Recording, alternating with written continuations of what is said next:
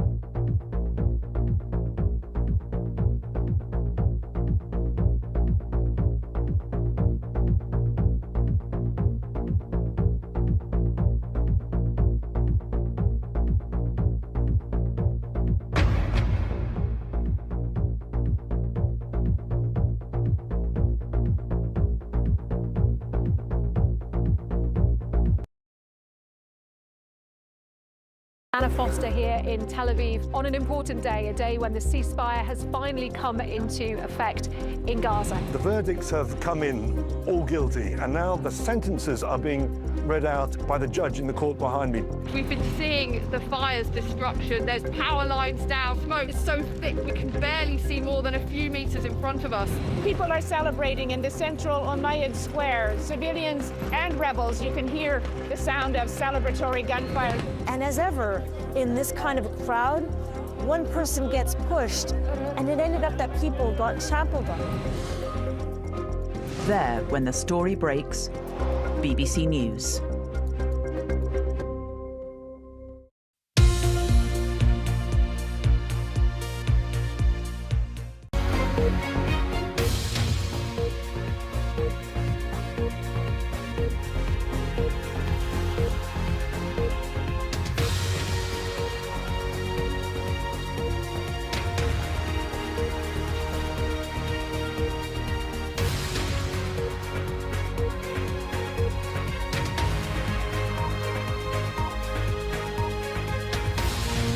travellers, would seek to help British travellers access electronic gates to be able to pass more quickly through European airports.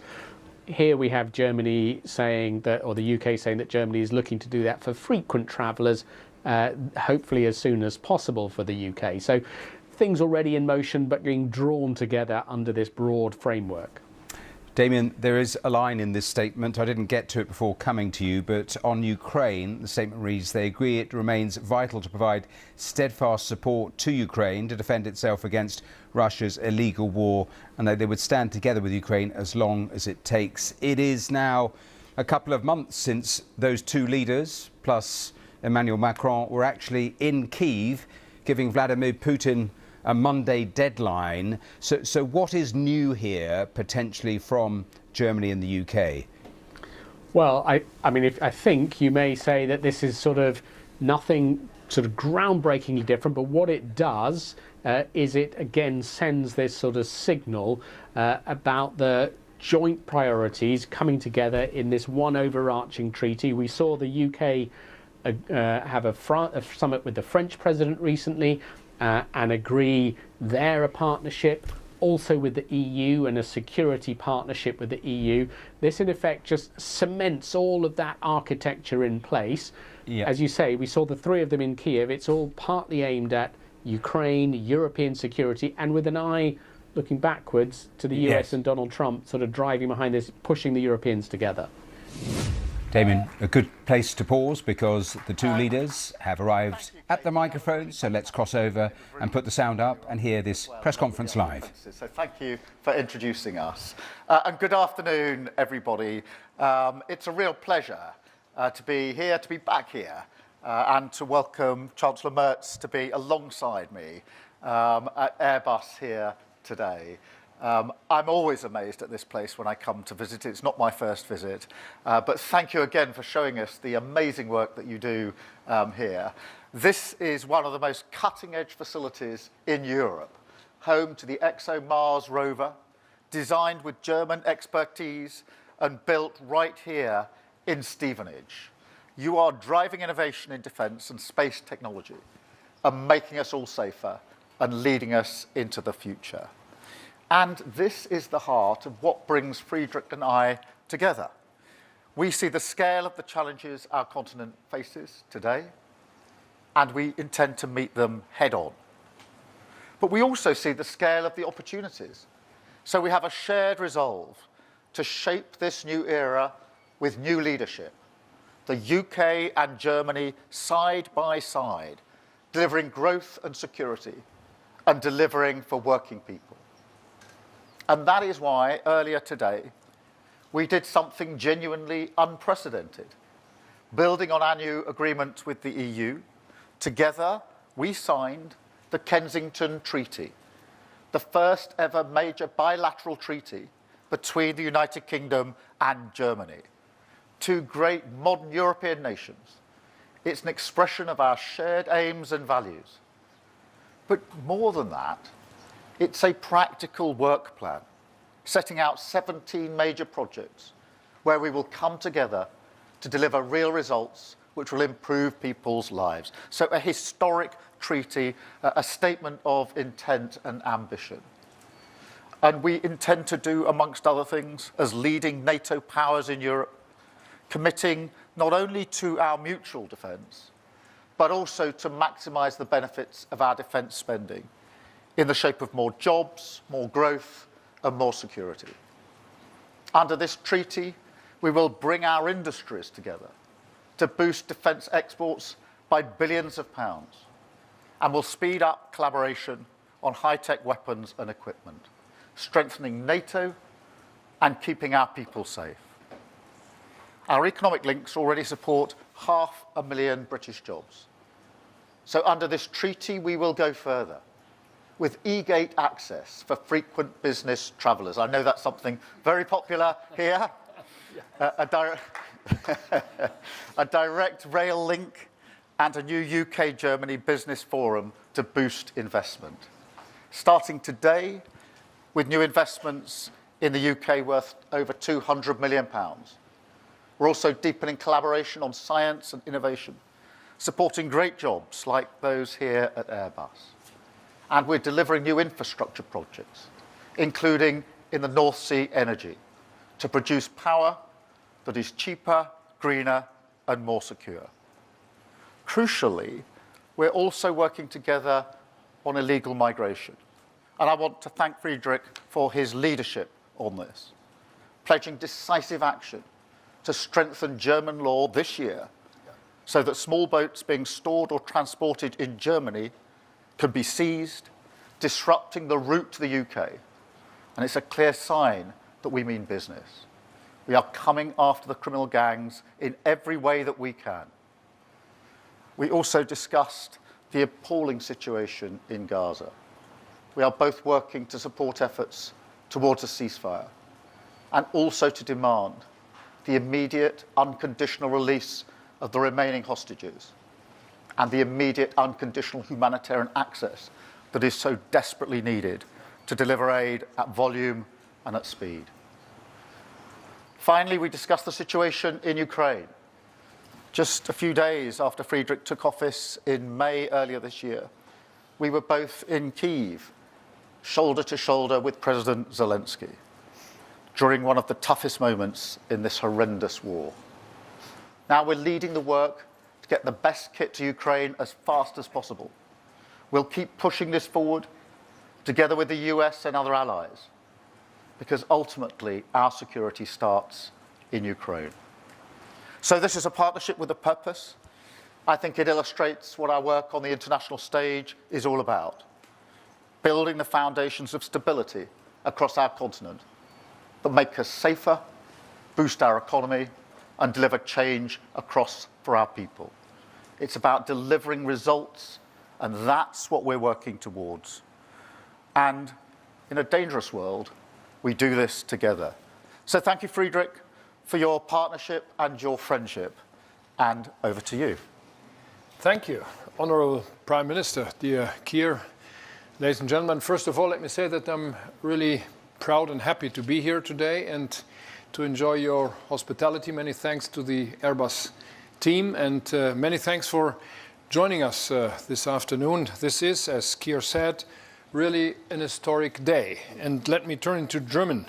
We are really on the way to a new chapter. Wir schlagen heute ein neues Kapitel auf der deutsch-britischen Beziehungen. Wir antworten gemeinsam auf die großen neuen Herausforderungen to the major challenges of our time, in the times in which we live. The United Kingdom, and I personally deplore this deeply, decided to leave the European Union. Russia is shaking the European security architecture, and the transatlantic ties are undergoing a far-reaching transformation like we've not seen for a very long time. And it is under these new conditions that it is our aim to secure the freedom, the security and the prosperity of the people of both our countries. That is really the agreement both of us have signed up to. The Prime Minister and I signed the UK-German Friendship Treaty today. We call it the Kensington Treaty, and the reason for that is a very simple one. We signed it in the V&A Museum, which happens to be located in Kensington in London. And that venue had been chosen quite carefully. The union of Queen Victoria and her German-born husband, Prince Albert, lasted a lifetime and was a happy one. I trust that is to be taken as a good omen for our treaty. And that treaty shall shape our relations for many decades and years to come. Security is the thread running through the treaty. We aim to make our contribution together, a contribution to protect and to defend the Euro-Atlantic area. Ultimately, this means that we assure each other that we're going to assist one another in case of an armed attack. And we do this in line with our commitments to NATO. However, I believe that we have to view the treaty in a broader context. Germany is linked with France through the Élysée Treaty, and in 2019, we adapted that treaty and called it the Treaty of Aachen. The United Kingdom and France are linked by the Lancaster House treaties. These agreements are complementary, thus they complement each other, and therefore it is no coincidence that I happen to be here a week after the state visit of the French President, London, Emmanuel Macron, that is. I will host Emmanuel Macron next week in Berlin, and in autumn we will have the Franco-German Council of Ministers in France. I've given those dates because they demonstrate that the E3, Great Britain, France and Germany, are converging in their positions on foreign policy, on security policy, on migration policy, but also on economic policy issues. However, this dynamic is never exclusive in nature. We're always bearing in mind Poland, Italy, and the other, also smaller European partners in whatever decision we take. The new treaty is meant to change something out there, and this is why we agreed an action plan with lighthouse projects today. In the area of security and defense policy, we're building on the Trinity House Agreement of October 2024. Not that long ago, actually, that it was agreed. Together, we are developing conventional standoff weapons and uncrewed systems across all the domains, the air, the sea, and the land. This strengthens our deterrence position. We want to ensure that the North Sea is better protected against hybrid threats, and we're working along the eastern flank of NATO, cooperating closely and coordinating closely regarding military support for Ukraine. And you can look also to the economic cooperation. It indicates the innovative strength of our cooperation. It is here in Stevenage that production is being made in the interest of all of us. It strengthens our defense capability in Europe. But we're doing more than just talk about security and defense. What we've agreed with will generate new growth. British and German companies are innovative, efficient and strong. Together they can even better leverage their strengths. In the field of energy policy, we aim to benefit from the opportunities that future-oriented industrial cooperation will open up, and we want to strengthen people-to-people contacts.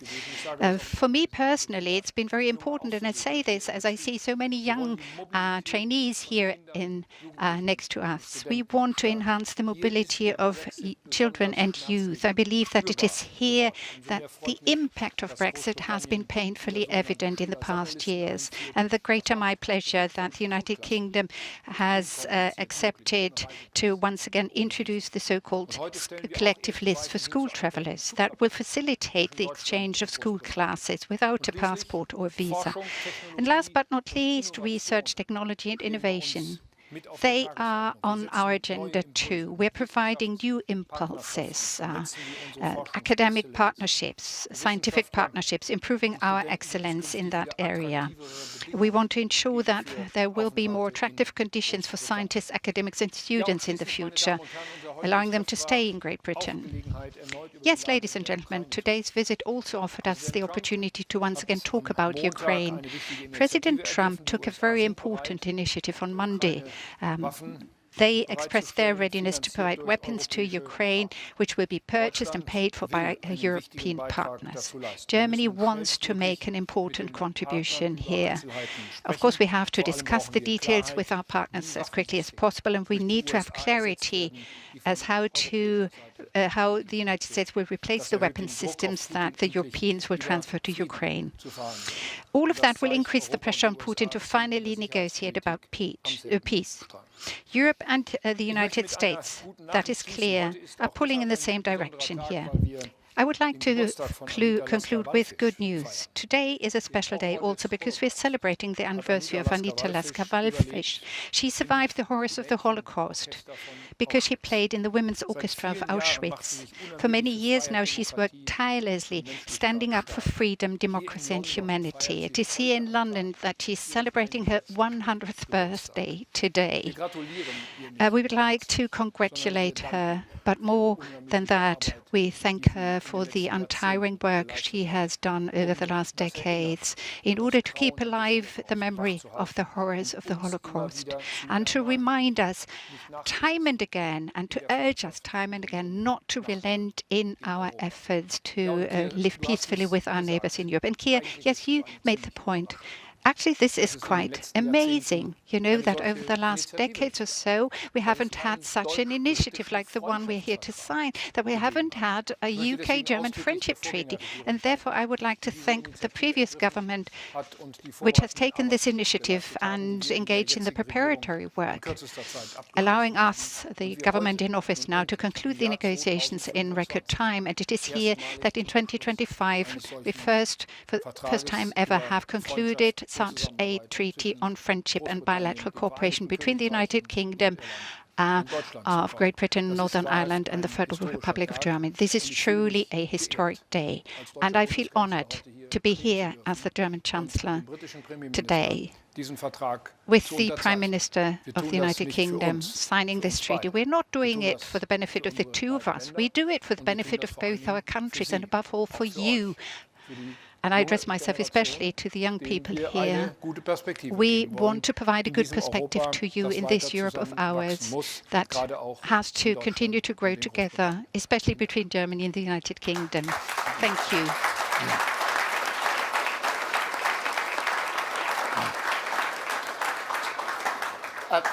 Thank you very much, Friedrich. We'll now take a number of questions. I'm going to start with Beth Rigby from Sky News. Beth. Thank you, Prime Minister. Beth Rigby, Sky News. Prime Minister, on Ukraine, President Trump has signalled he's prepared to sell more weapons to allies to send to Ukraine. The Chancellor just referenced that, including Patriot missile systems. Will the UK be involved, and how much of a game changer will this be? And I need to ask you a domestic question, I'm afraid. In 1997, when 47 MPs voted against Tony Blair's welfare plans, not a single one had the whip removed. He, like you, had a massive majority, but unlike you, he just didn't feel the need to punish MPs. Why are you so rattled by this?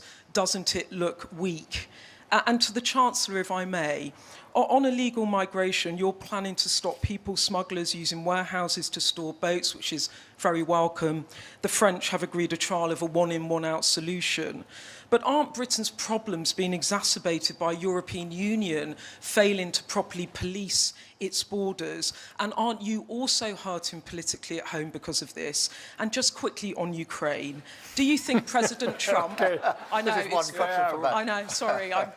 Do you think President Trump is finally seeing President Putin for who he really is? And how much is that going to help Kyiv? Thank you so much. Thank you. Beth, let me take your two first. On the question of Ukraine, obviously we've been working with our allies and with the US for a very long time now, but particularly intensely in recent weeks, to get to the position we're in now, where the President has made it absolutely clear that he wants Putin to move, and backing that up with capability, both military capability, as it were, but also economic as well. That is really important, and we are discussing it closely. We had a long discussion about it. Today we discuss it almost every time we meet. And we are working together on that. Last week, of course, we had the Coalition of the Willing meeting, where we had US representation there, particularly on the question of sanctions. So we are working hard with the US on this. And I think this shows the strength of Germany, France and the UK working so closely together with other allies in Europe, but also working very closely with the US. On the domestic question, look, we were elected in to change this country for the better. And that means we've got to carry through that change, and we've got to carry through reforms, because we inherited a broken economy and broken public services. No government has inherited both of those ever before, and I'm determined that we will change this country for the better for millions of working people. And I'm not going to be deflected from that. Therefore, we had to deal with people who repeatedly break the whip, because everyone was elected as a Labour MP on the manifesto of change, and everybody needs to deliver as a Labour government. This is about what we're doing for the country, and that's why I'm so determined to press forward with the reforms and the change that we need to bring about. Thank you very much. Friedrich. Thank you for brief questions. Have we brought enough time for today? And so I'm free. I've no other meeting today. No, zuerst zur Ukraine. Let me respond to ich bin sehr dankbar, dass question Präsident regarding Trump Ukraine first. I'm very grateful indeed that President Trump once again expressed his readiness in the past 2 days to continue to assist Ukraine by providing weapons. Over the last few days, we reached an agreement making sure that from the European continent new Patriot systems would be supplied to Ukraine and that these will then be replaced by the United States because we too have to preserve and maintain our defense capabilities. So I take it that the defense ministers will be reaching arrangements as to the logistics side of these hours as we stand here so as to make good on what the President of the United States promised. Now, as far as migration policy is concerned, my government has taken another step after the previous government having taken the first 2 steps, given the far too high numbers of migrants. Numbers are going down. In the in the first quarter of 2025, we had roughly 25% less than in the same quarter last year. We have increased our efforts, but we know that border controls only have the necessary effect for a limited period of time. We don't want to damage the Schengen area, the single market. We don't want to damage the single market either, the freedom of movement of goods and of persons and of services and transportation. Insofar, I personally try to do what I can in order to ensure that we can agree on common and better European regulations to better protect the external borders of the European Union. And I talked about this to the Prime Minister this morning. Our objective is to closely cooperate with the United Kingdom. The cooperation between the United Kingdom and France that was agreed last week has to be complemented by an agreement that we aim to achieve between the 3 of us, UK, Germany, France. We want to stand up and drastically reduce illegal migration in Europe. We are on a good path, but we haven't reached the target yet. That last answer, if I may, because I'm really grateful to the Chancellor for leading on this in relation to the change in German law, which is hugely important to us. As you know, we're determined to intervene at every stage of the journey that is made to bring down those that are running this vile trade. Last week, we obviously dealt with what's happening in the north of France in relation to maritime tactics, and our ability to return people through the returns agreement that we agreed last week to France. But for a long time, I've been very concerned about the fact that engines in particular, but component parts of the boats that are being used are travelling through and being stored in Germany, but they can't be seized because the law didn't accommodate for a country which had left the EU and therefore needed to be amended. And I am very grateful for the Chancellor, and we've discussed this at great length on a number of occasions, is now going to change the law, introduce the necessary legislation so that we can intervene in that place. And that is the kind of leadership and cooperation that is necessary if we're going to deal with this issue. And it should be seen, as the Chancellor says, alongside the work we did with France last week. And I endorse everything that was said about the strength of the E3 relationship. Germany, France and the UK leading not just on defence and security in Europe, but on many other issues as well, most of which are reflected in the treaty that we signed this morning. Thank you very much. Can I go to Anne from Politico? Anne, please. Hello, Anne McElvoy from Politico. Prime Minister, Herr Bundeskanzler. What difference, Prime Minister, do you think we will see in terms of the war in Ukraine from the arrangements and agreements that you've met in the last few days? There's a perception sometimes that these things are going to take years and years. If I think about something like the plan for a super Taurus, rockets and other weaponry, these are going to take years and years. And have you been putting pressure on your guest to actually deliver Taurus at the moment into the battlefields of Ukraine? And also with that in mind, before I switch over to the Bundeskanzler, what about perhaps raising pressure through economic sanctions on Russia? And is that something you've been both advocating for with the US President? Ich füge vielleicht gerade hinzu, Herr Bundeskanzler, Sie haben ja doch versprochen, Taurus zu liefern, als Sie nicht im Amt waren. Ist das noch nicht passiert? Würden Sie sich jetzt anders überlegen? Sorry, and I will switch back to English just for the fun of it and say, es gibt heute, there's another remarkable birthday today, which we might take note of, which is Angela Merkel, your predecessor, and sometimes a Parteifreundin. Did you send congratulations? And let me start with the question about the practical application and deliverability. I think the treaty we signed this morning should be seen as first and foremost a work plan that we can operate to straight away in terms of our cooperation, particularly on defence and security, and the discussion that we've been having for some time between ourselves, which is that as each of our countries and other countries in Europe scale up their defence spending, it is important that that isn't just seen as a spending issue in isolation.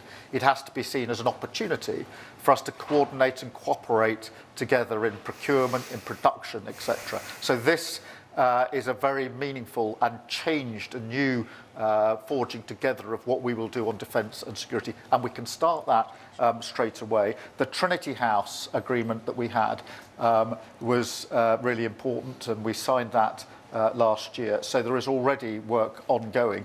It is true that under the treaty there's longer term work as well, as you would expect, but it sets in place the way of working that we can operate and are operating to increasingly as we speak, because I think it is important to appreciate just how closely our three countries now are working on these issues. We all see this as a responsibility, but also an opportunity for Europe to step up on defence and security and work more closely together, and that's enshrined in the treaty that we signed this morning. Thank you. Friedrich. Wir haben über die militärische Unterstützung der Ukraine natürlich ausführlich gesprochen. Military support to Ukraine in great detail, of course. Not only about air defense, but also capabilities for Ukraine to use deep strike systems to better defend itself, or rather, as we call them, long-range fires. Very shortly, very soon, the Ukraine will receive additional support in that regard, also through industrial cooperation that we have started with Ukraine.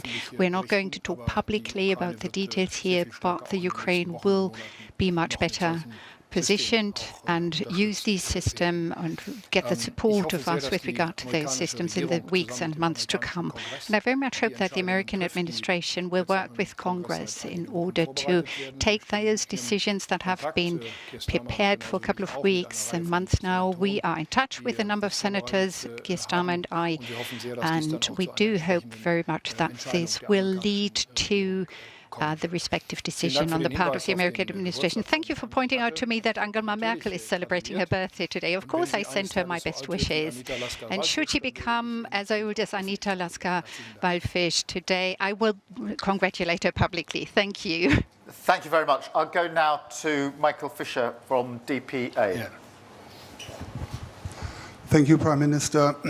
Herr Bundeskanzler, eine Frage an Sie zunächst nochmal zu den Patriots. When Sie sagen, coming back to the Patriots, when you say that in the next few hours an agreement will be reached, as you see it, how quickly can this actually take place, the delivery of the Patriots? How many will be delivered, and which are the countries that will participate except Germany? Both of you. To what extent are you both willing to buy weapons in the US to deliver to Ukraine, even beyond air defense? And since we are here at Airbus Defence and Space, one question to weapons exports in general, which is part of the treaty. Did you talk about the export of Eurofighter Typhoon? And are you both ready to deliver them to Turkey? Yeah. You first? No, you go first. Yeah. Okay. Well, Mr. Fischer, just to be clear, I didn't say that this decision will happen in the next few hours, but the defense ministers are negotiating as we stand here also with regard to the details concerning the delivery. So how can we make sure that Ukraine is being supplied with the necessary systems? These systems have to be transported there. They have to be set up. It's not a matter of hours, but perhaps a question of days or weeks. But we are it's a concrete thing. We have not. The readiness has been expressed on the side and the part of the Americans to engage with us in that regard.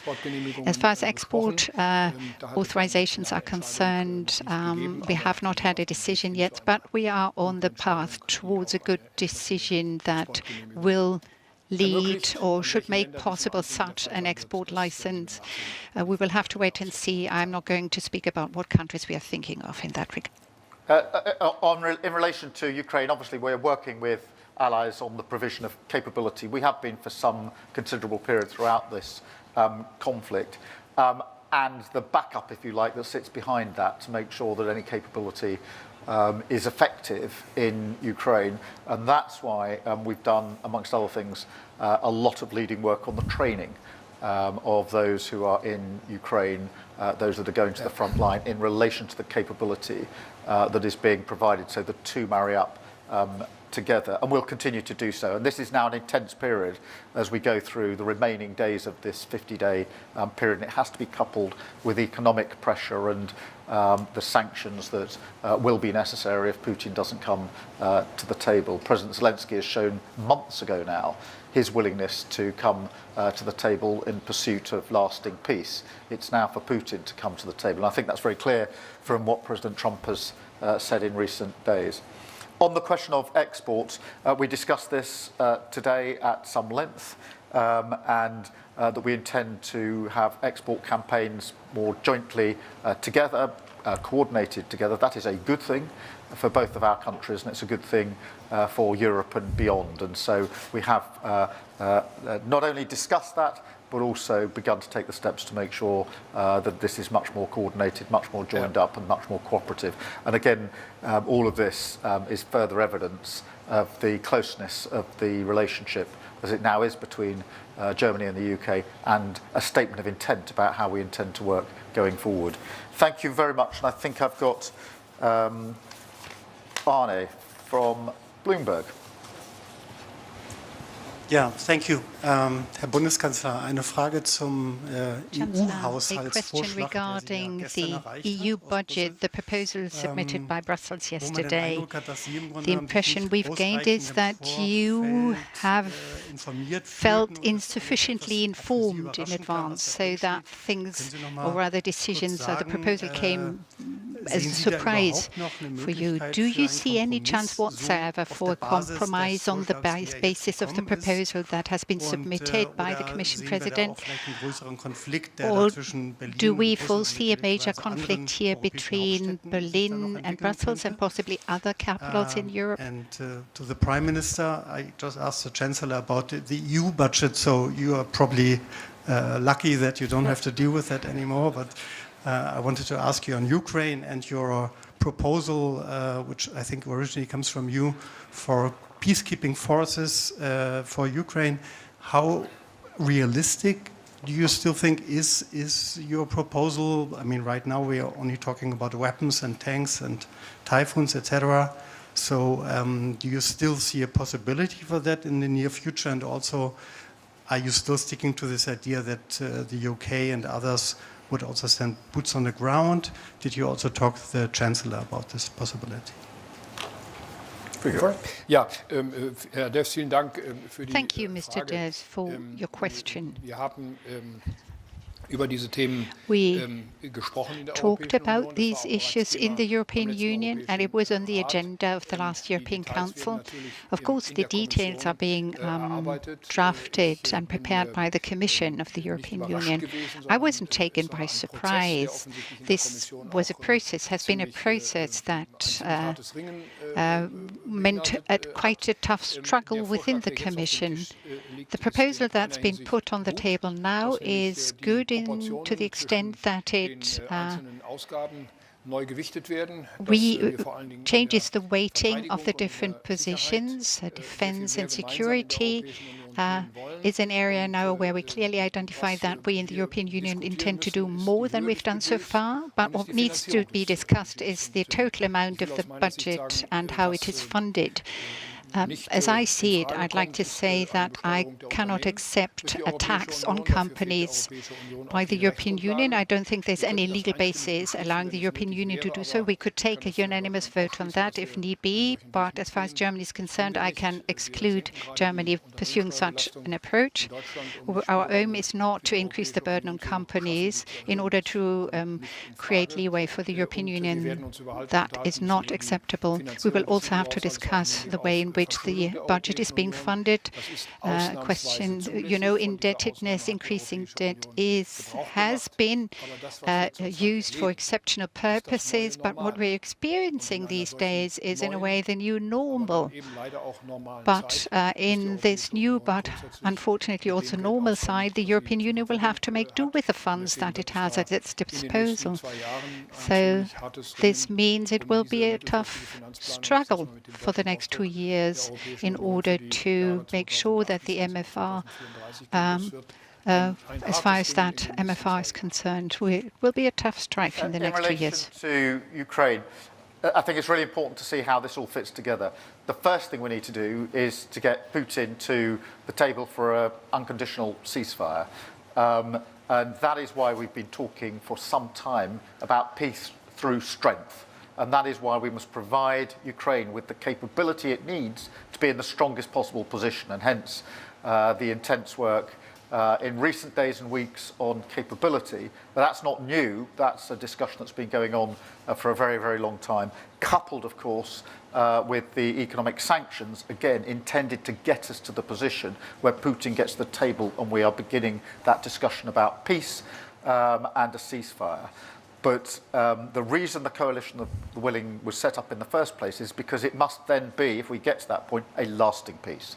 Because we've been to this point before where we've had a cessation in the conflict only for that to be breached by Putin, and we cannot go down that route again. That was the thinking behind the Coalition of the Willing, and the question we were answering is what then do we need to have in place in order to ensure that if there is a peace, if there is a ceasefire, it is a lasting ceasefire. I'm very glad that we began that work months ago now, and we've had our military planners from a number of countries working on plans. They are plans for the air, for the sea, and yes, for land. And the fourth component is strengthening the Ukrainian capability itself to ensure that that remains in place and is stronger after any ceasefire. So they're the four component parts. That does include a land element. I'm satisfied, and so are the other members of the Coalition of the Willing, that those plans are now completed as far as they can be until we get to a ceasefire, which is why we had the meeting of the Coalition of the Willing last week to sign off those plans. But they are advanced plans now. They are capable of being operationalised. I am convinced that we've got to this stage that it's important we did that work now. I wouldn't want to start that work after a ceasefire because it takes time to get military plans that are pretty specific in place. We now have them in place. There's a headquarters in Paris, which has been now in place for about a month. And most importantly, and often the most difficult, we've got a command structure in place so that the plans can move from the plan stage to being operationalised very quickly. And so that's the path as I see it. Strengthen Ukraine with capability, have the lever of sanctions and further sanctions in relation to Russia to put the pressure on, get to a point where there's a ceasefire, and then ensure that any ceasefire is lasting, fair and enduring, and that's where the work of the Coalition of the Willing has been so important. And as I say, I'm very pleased that last week we got to the point of saying the military plans are now developed as far as they need to be, and we've got command structures in place so we can operationalise it. Thank you all very much indeed. Thank you. Thank you.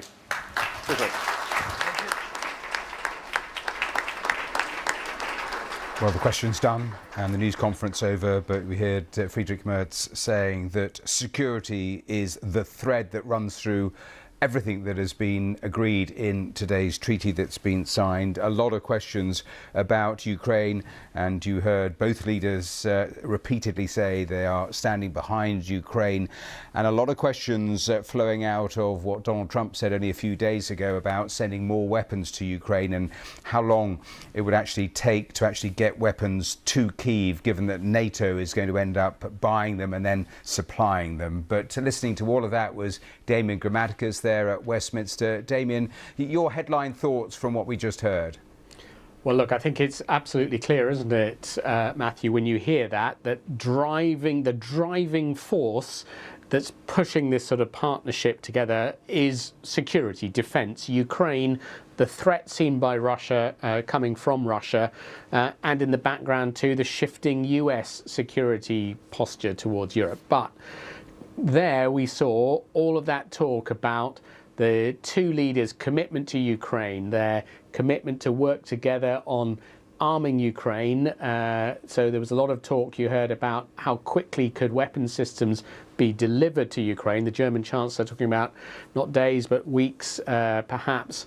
And that's that Donald Trump's shifting position there, where he's talked about being willing to supply weapons to Europe, and then Europe, the German Chancellor indicating that Europe would send weapon systems and replace them with ones coming from the US. So I think that is obviously a very clear area of cooperation. But then they were both talking about this being something that's designed to confront all the challenges facing the two countries, facing Europe, and bringing them together in a partnership alongside France, alongside the UK's commitment to work with the EU in a defence and security partnership as well.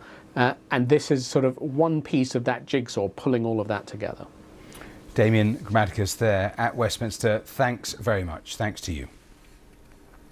Well, let me bring you developments from Westminster related to everything we were just hearing, because the UK Defence Secretary John Healey has told the House of Commons that detailed military plans have been drawn up for a multinational force to support Ukraine in the event of any ceasefire. Ukrainian troops would lead the defence of their country, while the multinational force would provide logistics, armaments and training experts. But more work clearly being done on what happens after any ceasefire. But you heard there from the two leaders, all the focus is on trying to actually apply the pressure on Moscow to get to that point.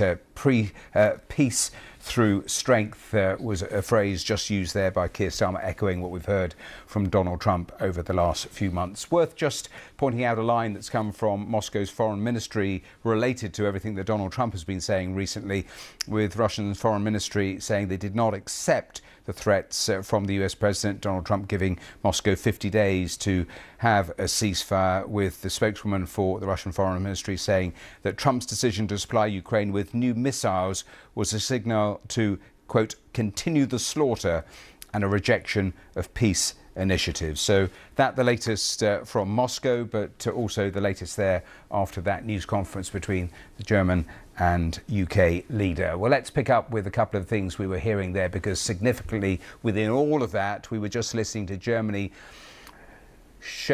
pointing to tightening its people smuggling laws. So let's talk about that part of today's discussions with Rob Laurie, a former soldier turned people smuggling investigator who produced the award-winning podcast To Catch a Scorpion. Rob, welcome here to the programme. Hello. We'll come to what was said by the two leaders in a moment, but tell me a little more about what is currently happening in Germany, because it is seen as a hub for warehouses for some of the hardware, isn't it?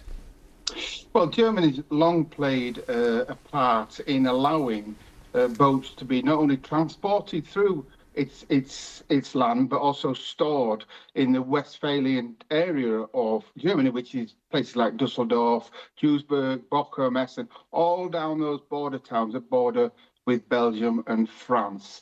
And there's some confusion around the German law of conspiracy to commit a crime.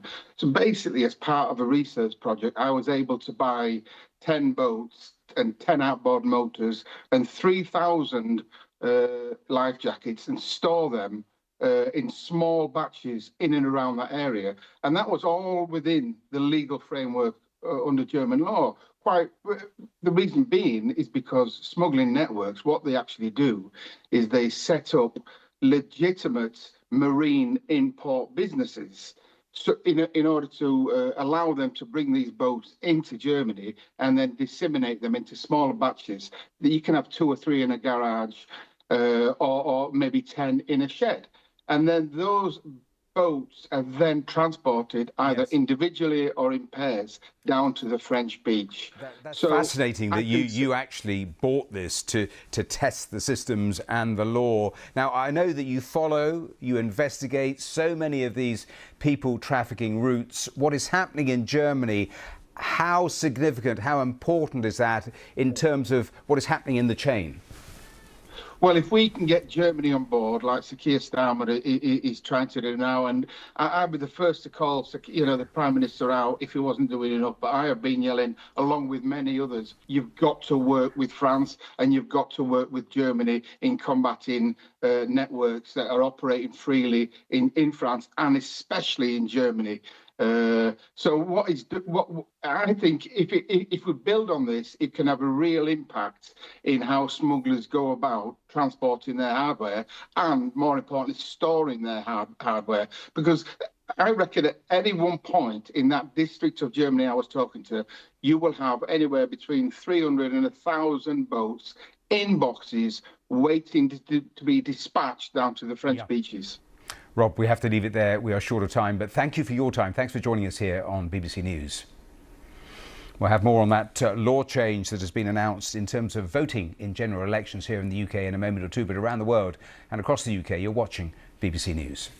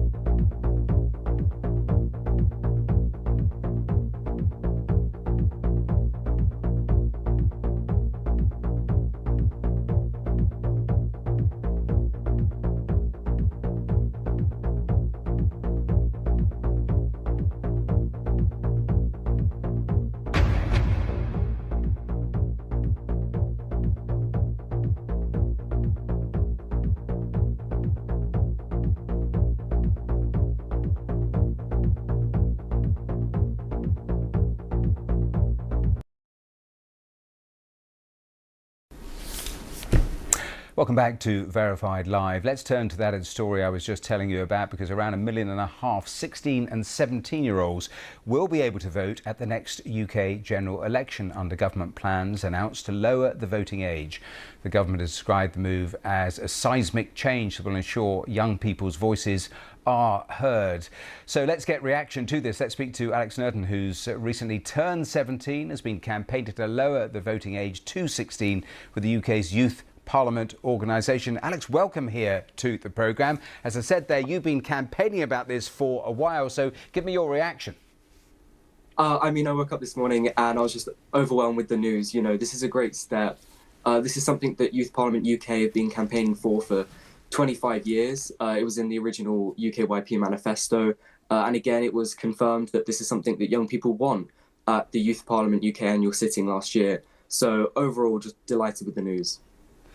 There are many 16 and 17-year-olds who are engaged. You will know that through the work that you do. But when you look at some of the stats, say, of 18 to 24-year-olds, I was looking at that earlier, only 37% voted in the last election. In terms of that demographic, younger people, will they turn out in large numbers? Well, that's a really good question. In the Scottish referendum in 2014, 16 to 17-year-olds actually showed up more than 18 to 24-year-olds. So this is something that does promote a healthy democracy.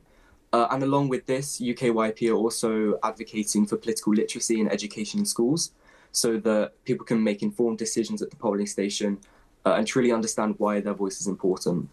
a final question, because you will have heard some of the arguments swirling around today, and one of the points that was made was that 16-year-olds, they can't marry, they can't go to the pub and get a drink, they can't actually stand in these elections that we are talking about, so why allow them to vote? What are your answers to points like that that have been raised?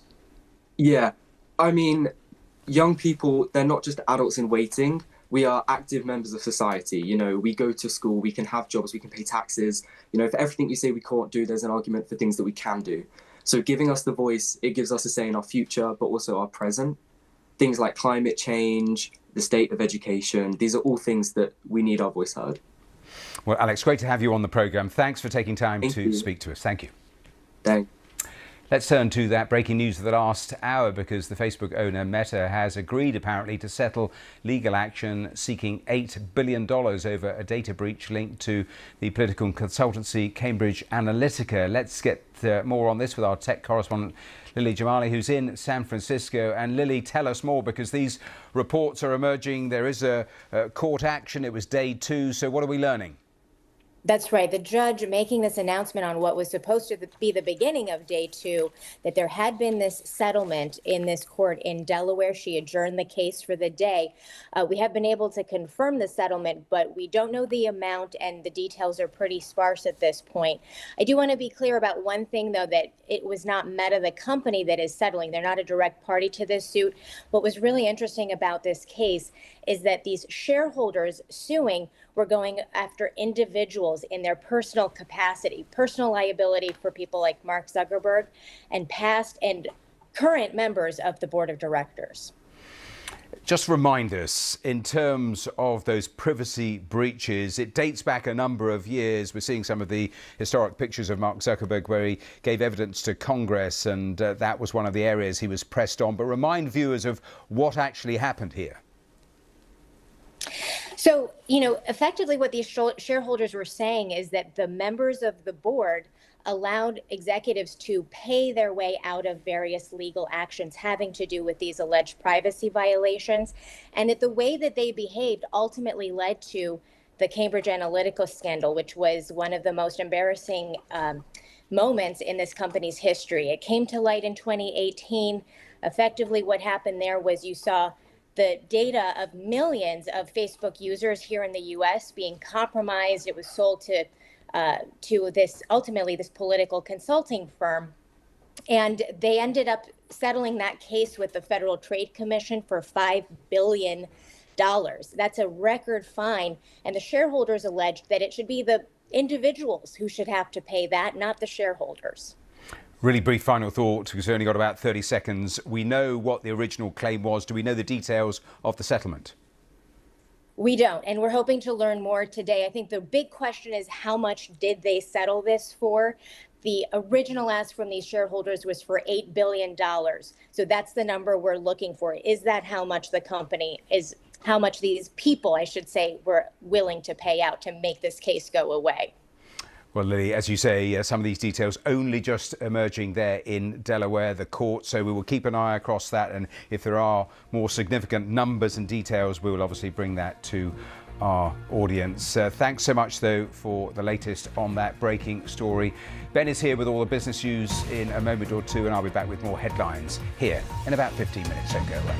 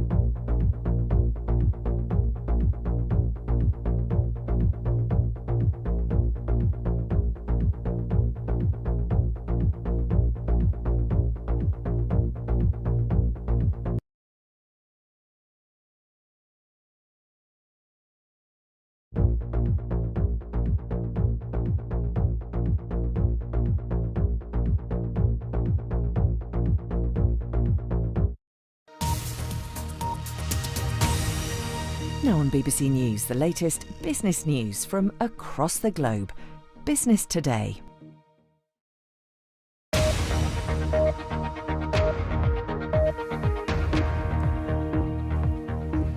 More firing, less hiring. The UK's jobs market continues to deteriorate, but will lower interest rates come to the rescue? Fed melodrama President Trump says Jerome Powell can keep his job for now after floating the idea of firing him. And cash on the curriculum, why more kids want finance skills to be taught in schools. Hello, welcome. This is Business Today. I'm Ben Thompson. Now we're going to start here in the UK, where the jobs market continues to weaken. It raises pressure on the Bank of England to cut interest rates. The number of employees on UK company payrolls dropped by 41,000 in June. That's according to the latest reading of the data.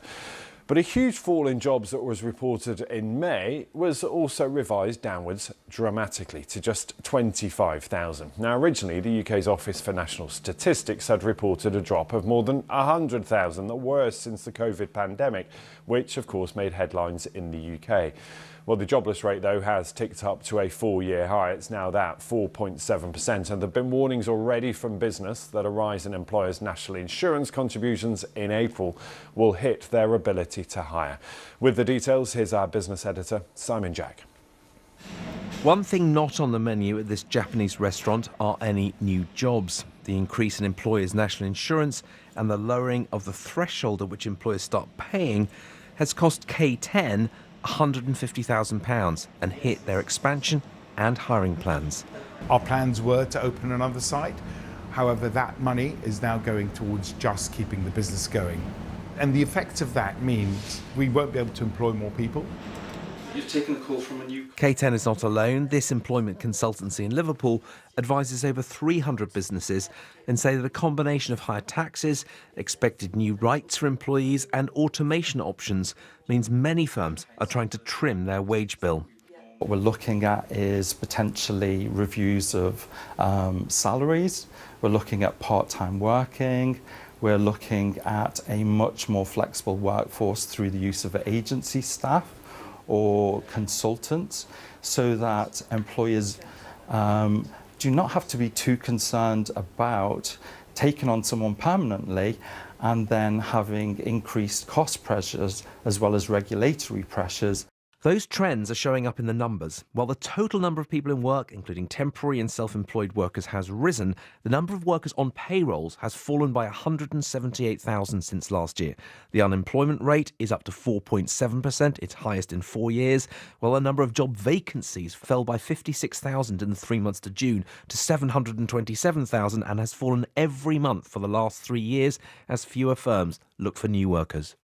Now, the government insists that the tax rises on business were needed to fix the public finances, that national living wage rises and more employment rights were to create better paid, more secure jobs people could build a life around. But many businesses insist the combined effect is to break the back of their finances. It means fewer jobs, not more. Not all companies are reducing headcount. Just a couple of miles down the road, this maker of protein shakes is growing fast and has recently moved into new multi-million-pound premises. But even they are getting more choosy on new hires. Taken together, it does make you reflect on areas of your business where you do need to sharpen the pencil a little bit. I think from an employment rights point of view, that's something that a lot of businesses will look at in the future, giving the same rights for somebody on day one as somebody who's 2 years in. It does sharpen your focus on employment and how you make sure that you attract the right talent, you vet the right talent, and also onboard them to make sure they're the right person for the business. The actual number of people in work has grown over the last year, but the number of vacancies has been falling every month for the last 3 years. It's a mixed picture, but tax changes, a rise in self-employment, temporary hires, and advances in technology means the job market is changing.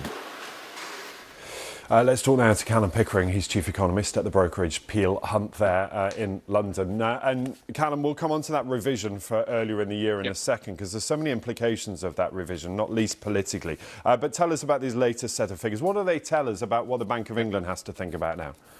Well, the Bank of England will be squarely focused on the wage side.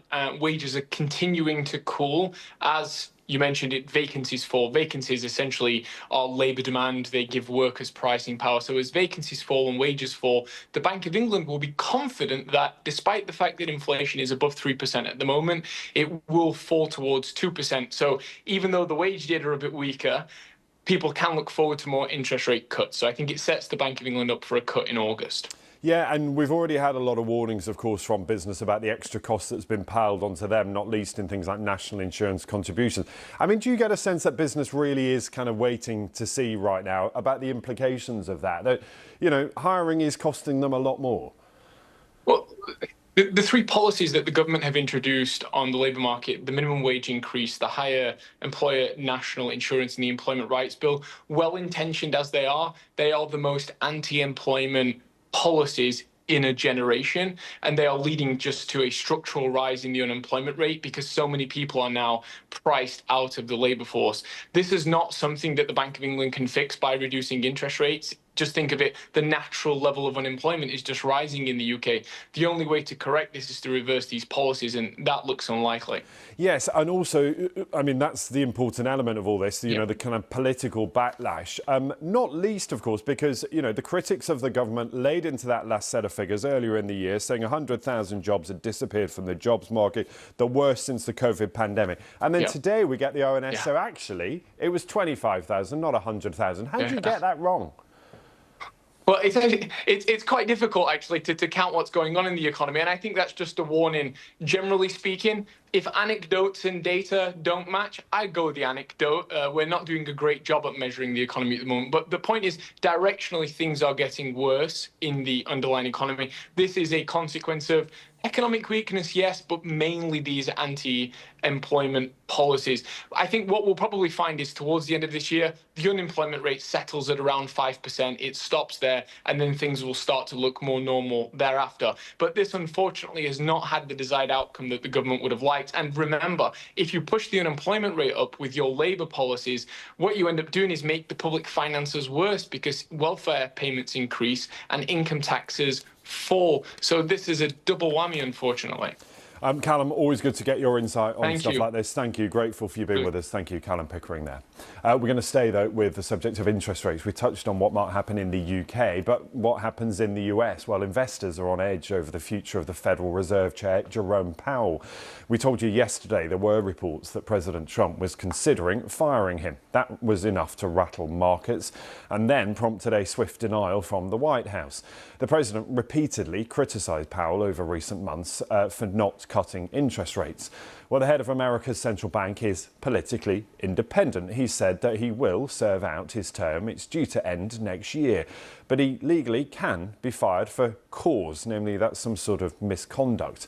Well, on Wednesday, the president appeared to be raising that possibility. I don't rule out anything, but I think it's highly unlikely unless he has to leave for fraud. I mean, it's possible there's fraud involved with the $2.7 billion renovation. This is a renovation. How do you spend $2.7 billion? And he didn't have proper clearance, et cetera, et cetera. So you know that's going on. So, you know, there could be something to that, but I think he's not doing a good job. He's got a very easy job to do. You know what he has to do? Lower interest rates. So President Trump pretty focused renewing those calls on him to cut interest rates. We spoke earlier to Terry Haynes, who's at Pangea Policy in Washington, D.C., that advises investors on political developments. He thinks Jerome Powell will brush off the pressure and see out his term.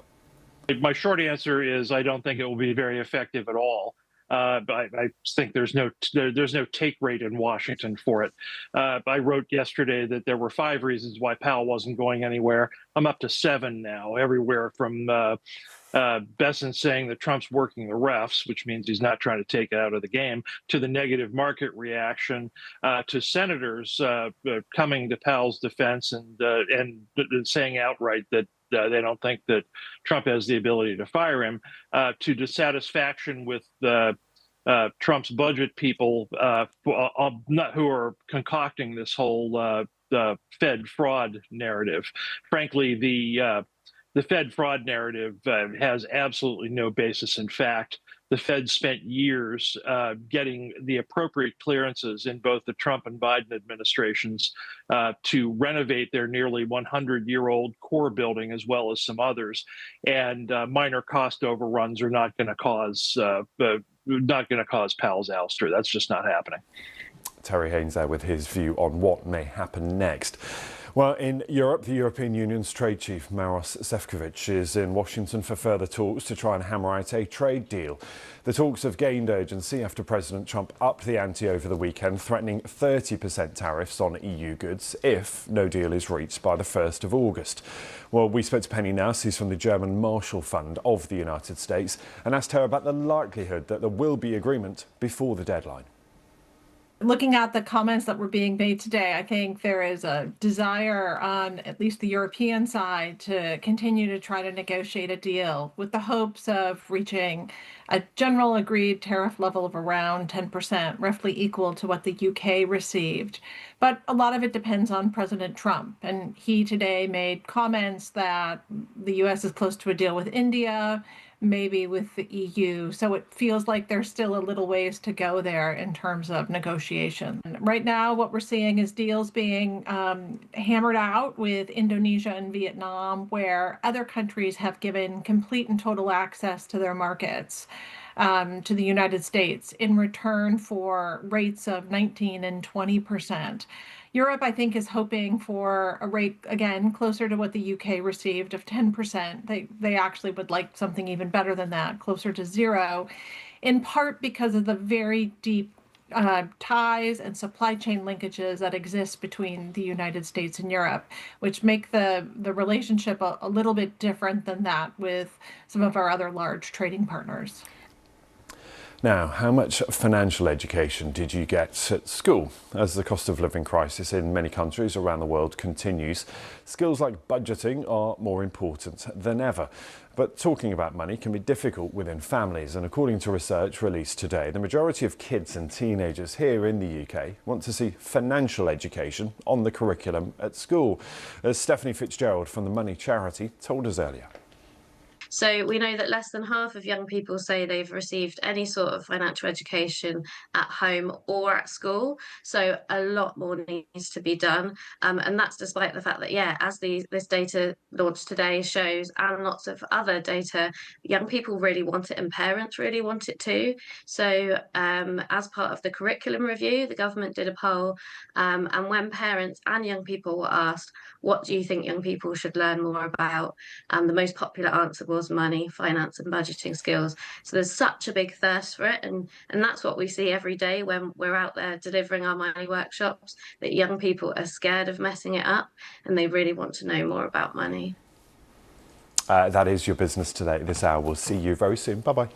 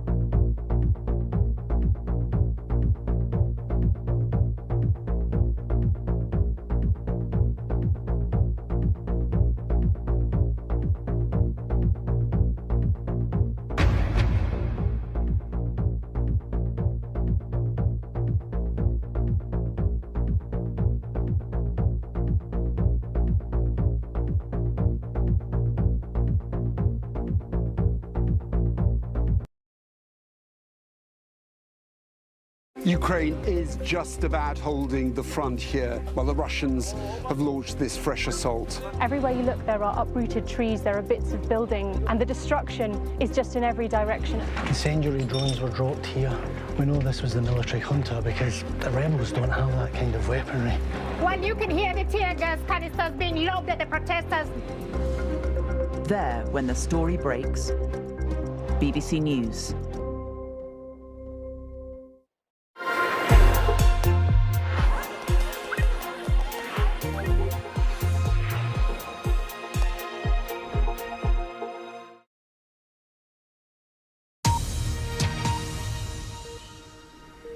Straight to breaking news, and it is in relation to that massive data leak that we were hearing about on Tuesday, with more dramatic developments and details emerging in the last little while. Details that more than 100 Britons, including spies and special forces, were included in that massive data leak that resulted in thousands of Afghans being secretly relocated to the UK. Now, we had heard that 19,000 people who'd applied for the Afghan Relocations Assistance Policy were involved in that initial data leak.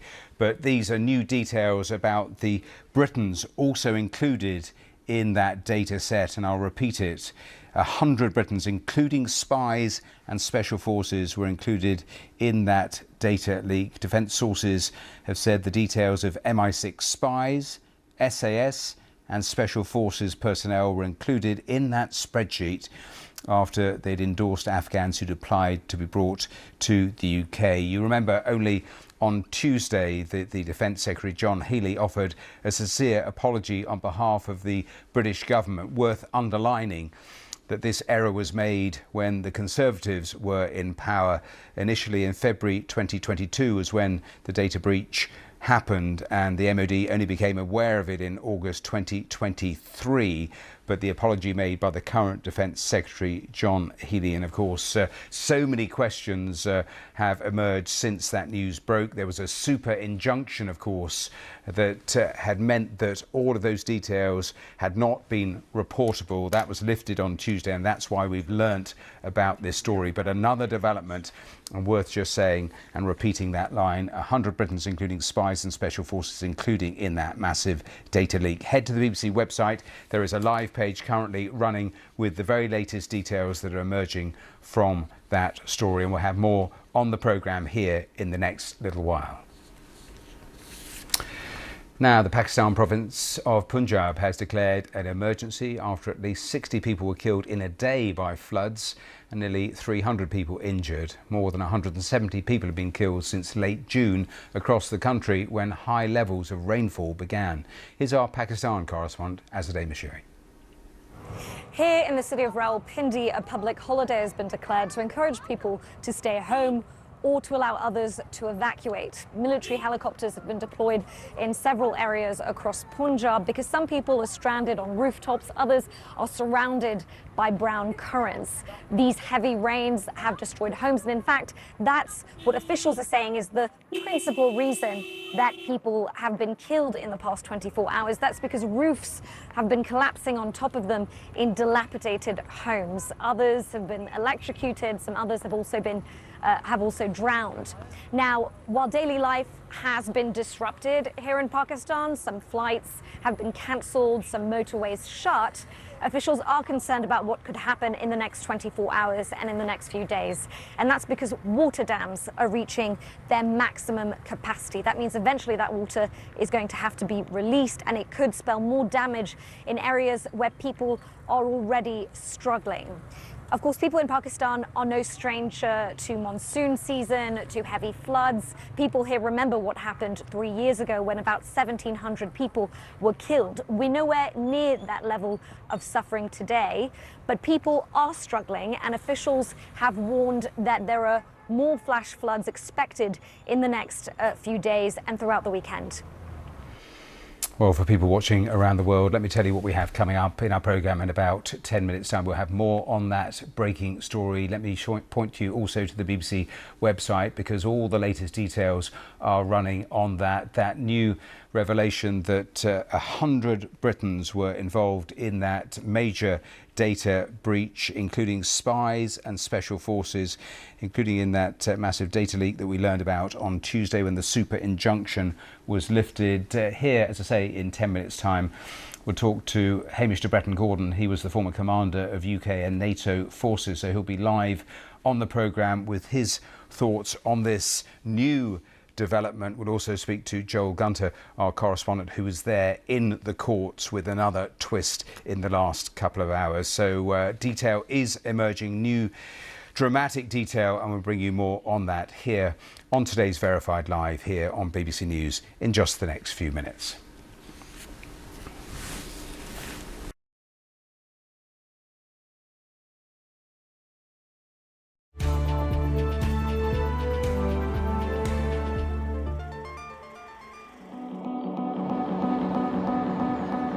New York City recently hosted the launch of a film which comes from the offspring of a veteran Hollywood filmmaker.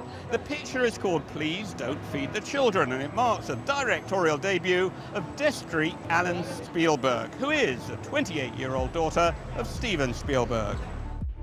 The Village East Cinema in New York was the venue chosen for the unveiling of the horror film Please Don't Feed the Children. Attendees were greeted by the screams of a woman hired for the evening to shock people to prepare them for the horror film that lay ahead.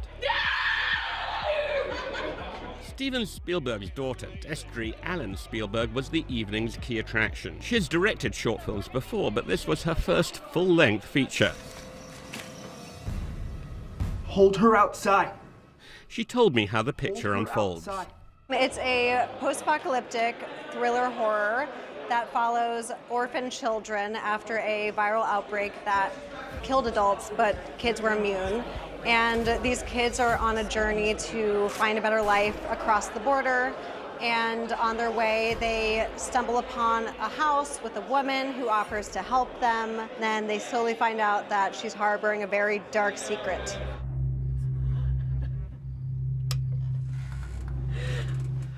I thought I saw a ghost. That woman is played with great skill by British actor Michelle Dockery. The orphaned children encounter a nightmare under her character's supervision. Destry Spielberg thinks her picture has a resonance at a time when many young people in America feel alienated. I believe that The youth right now they have a really strong voice, and I believe that the older generations are trying to silence us.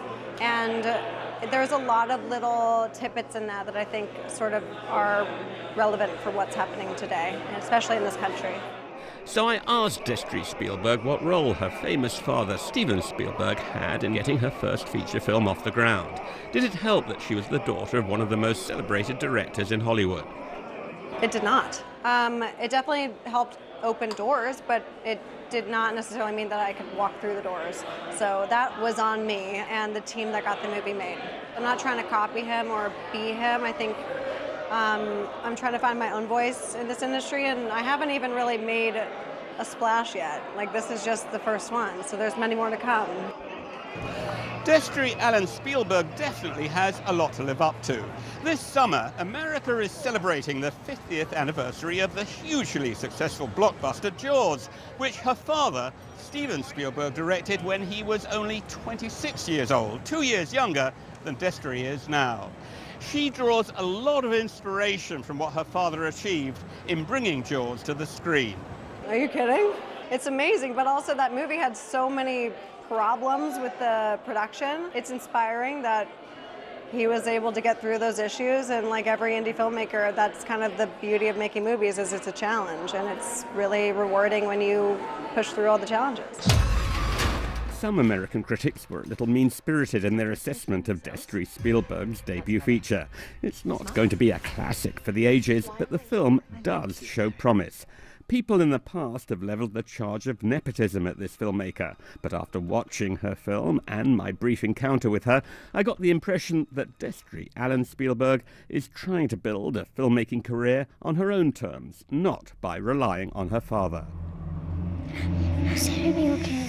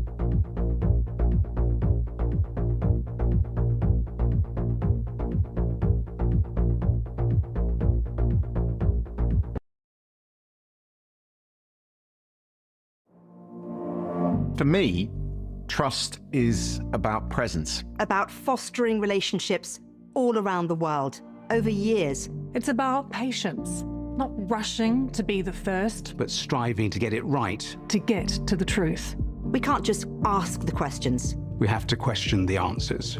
Debate, debate, debate. We have to create a space for opposing voices to be heard and challenged. We fight every day to earn your trust.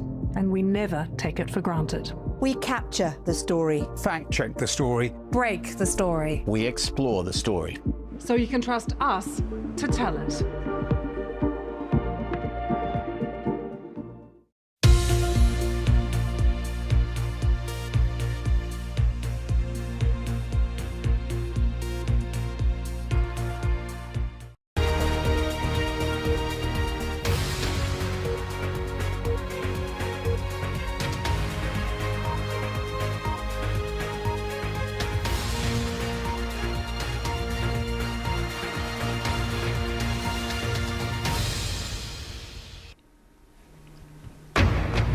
Live from London, this is BBC News. We start with breaking news and new details on the data breach that leaked information about thousands of Afghans at risk from the Taliban. Now it's emerged the personal details of UK special forces and spies were also included. Britain and Germany sign a new and far-reaching treaty. At a news conference, Sir Keir Starmer thanked Friedrich Merz for his commitment to tackling illegal migration. Pledging decisive action to strengthen German law this year so that small boats being stored or transported in Germany can be seized, disrupting the route to the UK. Here, the government confirms its plan to give 16 and 17-year-olds the right to vote in all elections. Society will see that young people do have an interest in politics, probably a lot more than often given credit for. So I think it's a really interesting, very important decision. The authorities in Iraq say they'll take legal action against the owners of a shopping centre after a massive fire killed more than 60 people. And after yesterday's Israeli strikes in Damascus, we'll get the latest on the ground in Syria and also speak to our international editor, Jeremy Bowen.